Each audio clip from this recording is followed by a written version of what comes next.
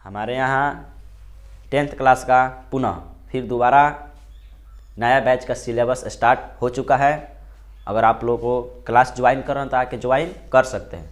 एकदम बेहतरीन तरीके से पढ़ाया जा रहा है। हर साल की तरह सिलेबस पहले भी बता चुके हैं कि हमारे यहाँ दिसंबर में समाप्त हो जाता है और सिलेबस पुनः फिर स्टार्ट कर दिए हैं। पहला चैप्टर है बायो का लाइफ प्रोसेस। देखिए आज इसको बताते हैं बढ़िया से। लाइफ प्रोसेस का मतलब है जैव प्रक्रम। जैव का मतलब होता है सजीव, अब प्रक्रम का मतलब होता है प्रक्रिया।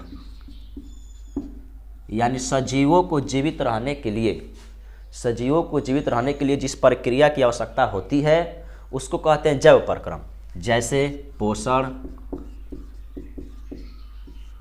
श्वसन, उत्सर्जन इत्यादि बहुत सी क्रियाएं हैं जो सजीवों को जीवित रहने के लिए अति आवश्यक होता है। उसी क्रिया को जैव प्रक्रम कहते हैं। अब तो एकदम आसान हो गया। जैव प्रक्रम, जैव का मतलब सजीव और प्रक्रम मतलब प्रक्रिया। तो सजीवों को जीवित रहने के लिए जिस प्रक्रिया की आवश्यकता होती है उसको जैव प्रक्रम कहते हैं। जैसे पोषण, भोजन लेना उसके लिए जरूरी है। श्वसन, ऑक्सीजन लेना, CO2 देना इसके लिए जरूरी है। उत्सर्जन, शरीर में बना अपशिष्ट पदार्थ को बाहर निकालना जरूरी है। अब बताते हैं पोषण के प्रकार। पोषण मुख्यतः दो तरह से होते हैं। एक होता है स्वपोषण और एक होता है परपोषण। स्वपोषण यह दो शब्द से बना है, स्व और पोषण। स्व का मतलब होता है स्वतः, यानी जो अपना भोजन स्वयं संश्लेषित करता है, किसी दूसरे पर निर्भर नहीं रहता है, वो होता है स्वपोषण। स्वपोषण वही होता है जिसके पास क्लोरोफिल होता है। यानी जितने हरे पेड़ पौधे हैं सब क्या होते हैं, स्वपोषी। वो अपना भोजन स्वयं बनाते हैं। ठीक है, स्वपोषी हरे पेड़ पौधे होते हैं। कुछ ऐसे भी पेड़ पौधे होते हैं जो परपोषण भी होते हैं, जैसे अमरबेल, मशरूम। बहुत से ऐसे भी छोटे छोटे पेड़ पौधे हैं जो परपोषण भी होते हैं। परपोषण का मतलब होता है कि जो अपना भोजन स्वयं न बनाकर किसी दूसरे पर निर्भर रहता है उसको परपोषण कहते हैं। यानी वो अपना भोजन स्वयं नहीं संश्लेषित करेगा, किसी दूसरे जीव के संपर्क में जाके क्या दूसरे जीव से अपना भोजन तैयार करेगा, उसको परपोषण कहते हैं। तो परपोषण भी कुछ पौधे होते हैं, जैसे अमरबेल हो गया, मशरूम हो गया। इसमें स्वपोषण की प्रक्रिया नहीं होती है। अब पढ़ना है परपोषण के प्रकार। परपोषण 3 प्रकार के होते हैं। एक होता है मृतजीवी, दूसरा होता है परजीवी और तीसरा होता है प्राणी संपोषी।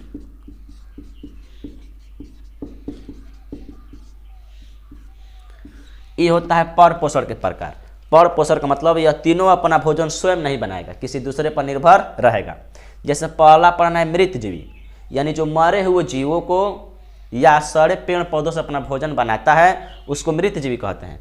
मृतजीवी कहते हैं जैसे कुछ कवक हो जाएगा, बैक्टीरिया हो जाएगा। एक पौधा में आता है मशरूम, जो वेरी वेरी इंपॉर्टेंट है, बहुत जरूरी है इसको जानना। मशरूम एक ऐसा पौधा होता है जो मृतजीवी होता है, जो मरे हुए जीवों से अपना भोजन बनाता है। मृतजीवी को एक अच्छा अपघटक भी कहते हैं। कैसे, देखिए मान लीजिए कि कोई जीव जंतु मर जाता है, मान लीजिए कि बिल्ली मर गया, चाहे कोई भी जंतु मर गया, उसको फेंक देते हैं। फेंक देने के बाद कुछ दिन बाद देखते हैं कि फिर वहाँ दिखाई नहीं देता है, यानी वह छोटे छोटे कवक बैक्टीरिया के द्वारा डिस्ट्रॉय हो जाता है। यानी जो मृतजीवी पोषण वाले होते हैं वे एक अच्छा अपघटक होते हैं। उसके बाद आता है परजीवी। परजीवी का मतलब हो गया कि जो जीव जीवित जंतु से अपना भोजन बनाता है। जैसे मान लो हम लोग देखते हैं खटमल हो गया, मच्छर हो गया, आके हम लोग कुछ ब्लड ले लेता है तो अपना जीवित जंतुओं से भोजन बना रहा है, तो क्या हो गया, परजीवी। जैसे इसमें लिख देंगे प्रोटोजोआ, कुछ जीवाणु। और इसमें भी एक पौधा आता है जिसका नाम है अमरबेल। अमरबेल एक ऐसा पौधा होता है जो परजीवी होता है। जैसे अभी बताएं कि एक ऐसा पौधा होता है मशरूम जो मृतजीवी होता है, उसी प्रकार एक ऐसा पौधा होता है अमरबेल जो परजीवी होता है। और लास्ट होता है प्राणी संपोषी। प्राणी संपोषण का मतलब कि जो जंतुओं के समान भोजन को अंतर्ग्रहण करता है, इनटेक करता है। जो जंतुओं के समान भोजन को अंतर्ग्रहण करता है वो प्राणी संपोषी होता है, जैसे अमीबा, मनुष्य, घोड़ा इत्यादि। बहुत से इसमें जीव आ जाएंगे जो प्राणी संपोषी होते हैं, यानी जंतुओं के समान भोजन को इनटेक करते हैं, अंतर्ग्रहण करते हैं। अब तो आसान हो गया, इसी का डिफिनीशन कल लिखा दिया जाएगा। डिफिनीशन आप लोग अपने मन से भी लिख सकते हैं, इतना आसान तरीके से बता दिया गया है। इसका डिफिनीशन भी दे दिया गया, एग्जाम्पल भी दे दिया गया। अब आप लोग अपने डिफिनीशन और एग्जाम्पल लिख सकते हैं आसानी से।